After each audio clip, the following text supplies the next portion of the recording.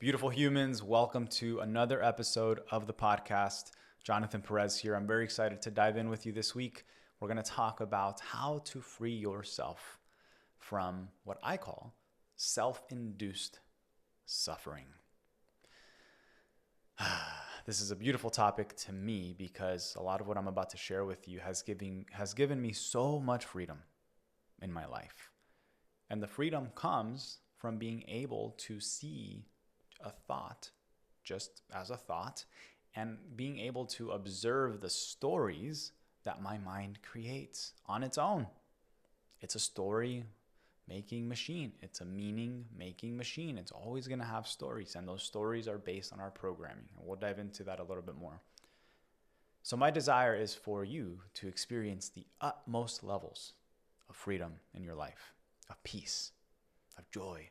And to do that, I believe it's necessary to know how to free ourselves from thoughts and stories that are running in our mind that are causing us suffering.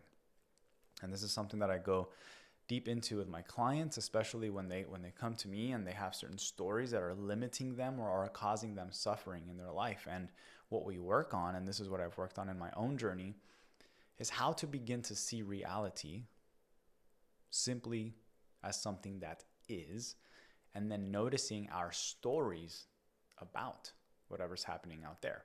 So let's talk about this a little bit further so I can build this into a framework so you can apply it in your life.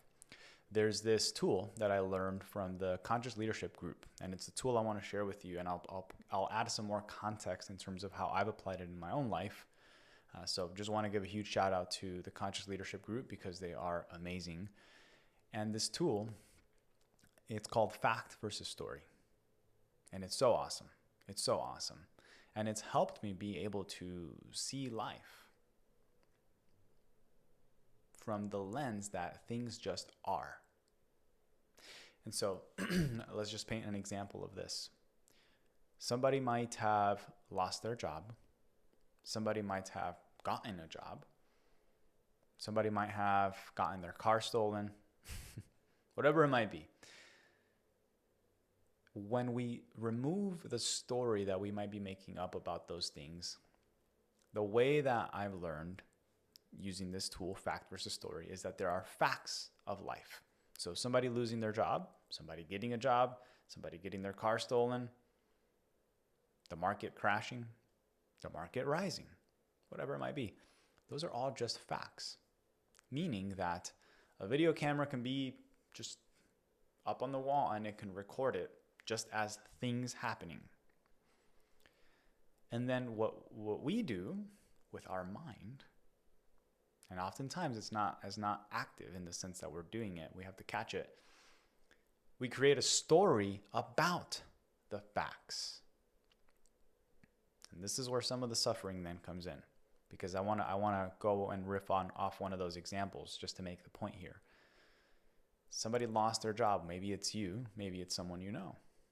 Generally, based on the traditional, conventional programming, that's a bad thing. And so what happens is we say, oh, that's so bad. Well, how are you going to pay your rent? And what's going to happen? And where are you going to make money? That's not good. Oh. And if it's us, we might start to have those thoughts. And then boom, we're creating suffering in the moment if we're identifying with those thoughts. However, what if the story, because again, the fact is that somebody lost their job. The story is that it's a bad thing and they're not going to be able to pay their rent and they're not going to be able to make it. However, what if another story can be, wow, maybe they feel extremely free. Now they have freedom to pursue something else. Now they have more time to be creative. Now they have time to pursue the project that they haven't had time for. So I want you to notice that we always have an opportunity to decide what story we want to attribute to any fact in life. And that's where freedom comes in. Because now no matter what's happening in our life, no matter what circumstance is happening, we get to catch our stories, and especially ones that might be causing us suffering, and look at it. Say, what's the story I'm making up about this fact? What's the story I'm making up about the situation? And when you notice that, you get to then look at it and think. For me, what I do is the story I'm making up about this situation, circumstance, or fact of life empowering to me, or is it limiting me? Is it causing me expansion and freedom and joy and peace in my life? Or is it making me contract and go into survival? There's always going to be one or the other. And so, in my opinion, from my experience and myself and with clients and with people I work with and workshops and everything I do to work with people, generally we want to experience a sense of freedom and peace. And so the beauty is we get to look at the stories again and notice what's happening in my life, the facts about life, and what stories am I making up about those facts.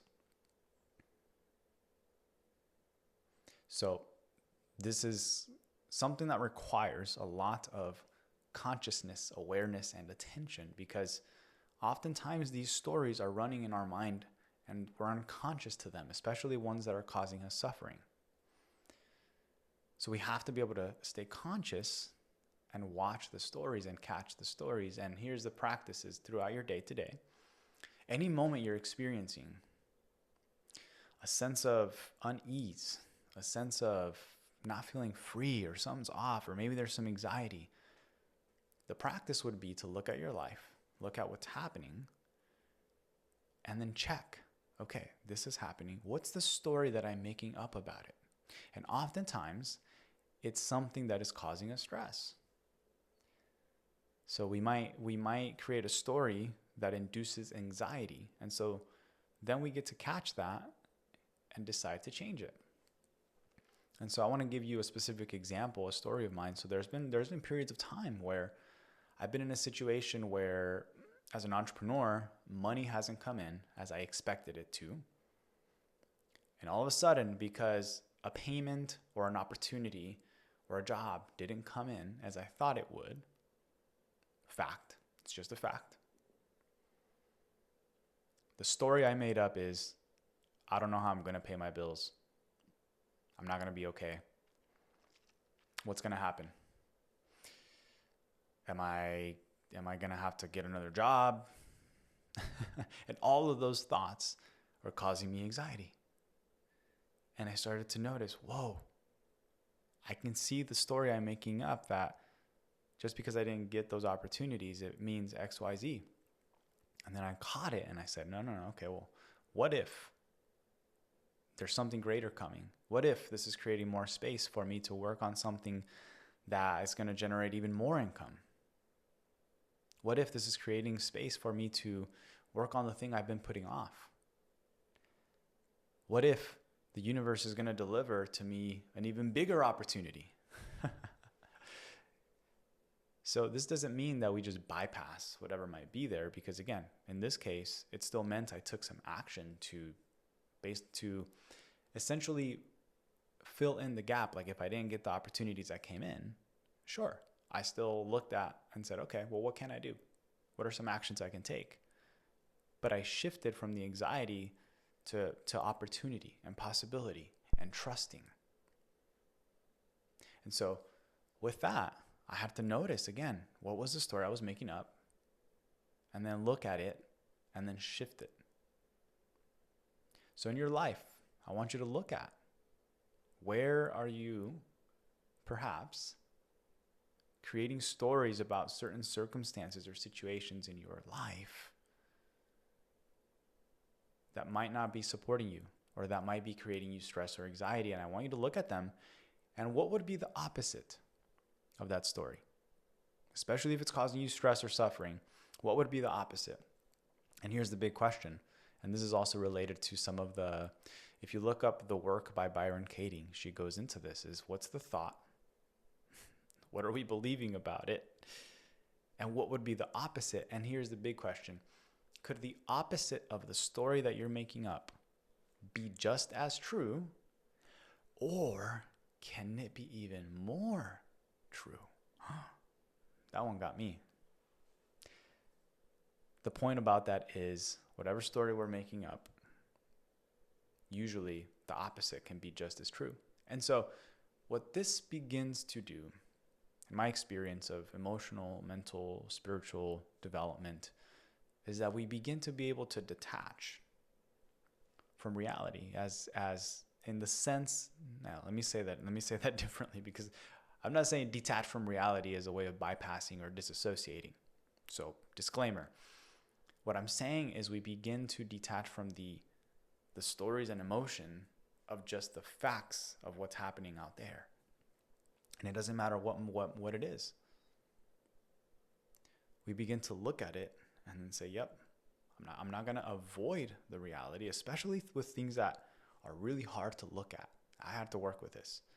I can simply observe that something's happening without making up a story about what it is or what it's not, especially when I don't know anything about it. I just sit with it like, yes, that's happening. What do I choose? What story am I going to choose to make up about it? And oftentimes, by the way, when it's something I don't know much about, the story I make up is I don't have enough information to form an opinion or make up any type of judgment.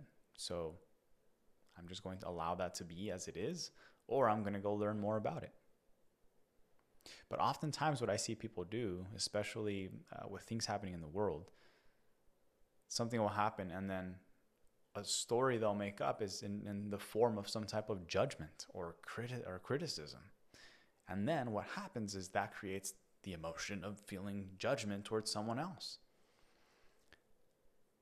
And so again, from a spiritual maturity perspective, what I like to say is the more we can begin to see life, reality, and circumstances as it is, and be able to simply witness the stories that are coming through about reality, we begin to experience a new level of freedom.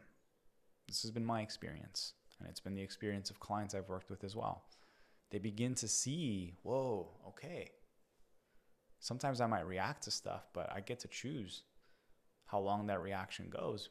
If I can catch the story I'm making up about it and notice most of the times it's silly. And so that's the invitation here, is for you to be able to look at your life and just see what stories are being made up about reality. And if it's not serving you, question it, challenge it, and choose to make up a new story. And I promise you that as you begin to do that, you're going to notice a shift in your body. And by the way, sometimes the story that you might be making up that's causing anxiety, you might have to move through the emotion if you're so caught up in it. So sometimes I've been in a story of that is causing me anxiety so much that I have to work with it. I have to breathe. I have to be with it.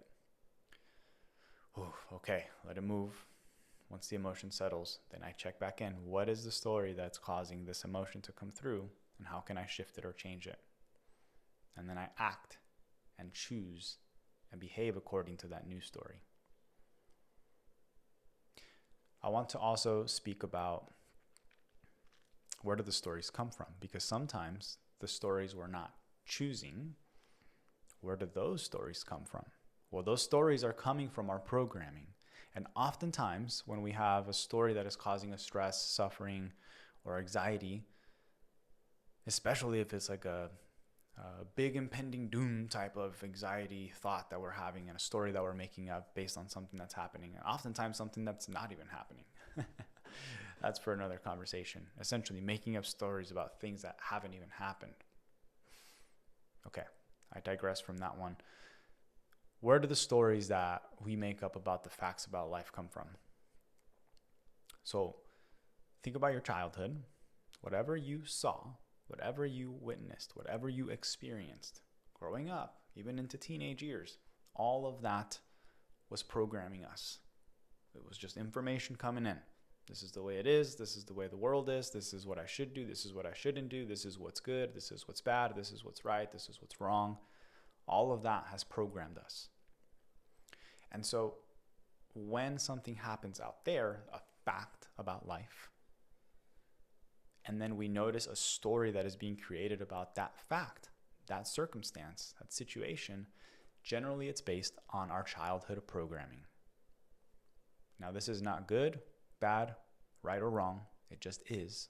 It's how it works. We simply get programmed But here is the beautiful work, is that as you catch the story, just like we've been talking about, as you catch those thoughts that are being generated as a story about the fact, you get to notice, wow, based on the story that my mind is making up, I can see how I've been programmed to believe something based on my childhood. And then boom, you catch it. And now what you're doing is reprogramming it. And the more you catch that limiting story, the more you get to reprogram and reprogram and reprogram until ultimately the new story gets programmed into you, the more empowering, more expansive story that you choose. Because the story that's being made up is made up of thoughts, and those thoughts are made up from the beliefs, which is the programming. Okay, so the stories are coming from whatever beliefs we've been programmed since childhood. So I just want to really paint the picture of what's going on here. So again, as you practice this, seeing the facts of life, as you practice catching the stories, you're going to begin to catch your childhood programming. And as you catch your childhood programming, then you're going to notice, wow, I can see how based on my childhood I've been programmed to believe X, Y, Z. Do I want to keep believing that? Do I want to keep telling myself that story? And if not, you get to change it. And the repetition of catching the story and choosing to believe something else over time is what reprograms until something might happen again as a fact of life. And then you'll begin to have a new story that gets automatically generated based on your new belief. And so this is where subconscious reprogramming through your day-to-day behaviors and catching your day-to-day thoughts takes place. It doesn't always have to be in a meditation or a visualization or something of that nature. The way I see it is you just simply look at your day-to-day and how you react to the facts of life, and it's going to reveal to you your subconscious programming, and that's where you get to begin to reprogram it by catching the stories. So good. And I say that because, in my opinion, it becomes fun. For me, it has, at least, because I'll just be doing my day-to-day things. I'll be witnessing my behaviors and witnessing what's happening and witnessing what automatic reactions are happening based on facts about life. And through that, I get to see what stories get generated, which reveal to me my subconscious programming. And here's the thing, we're going to go out there a little bit, is that subconscious programming is what is then creating your lens, the lens through which you see reality. And so again, if facts are happening and people are generating stories based on that subconscious programming, their reality is going to be equal to the stories they're making up in their mind. And so as you begin to create some separation between the facts of life and your stories about it, begin to notice what limiting stories you have, begin to change those stories, reprogram them into new ones that are more empowering to you, then you're going to begin to see your life through a lens now that is from a greater level of empowerment or a greater level of freedom or joy or courage, whatever it might be, as you begin to program those new, more empowering stories or beliefs. This gets really fun. I'll keep saying it gets fun because it does. I catch those limiting stories and I'm like, there it is. Boom, what do I want to believe? What do I want my new story to be? Because I have the power to change it. Okay, I'm going to leave this here. I trust that it's been helpful. If you know of someone who would benefit from this, please do share it with them. I really hope that this has added value to you and your life and that you can apply this in your day-to-day. That's my goal, is to simplify it so that you can apply it in your day-to-day.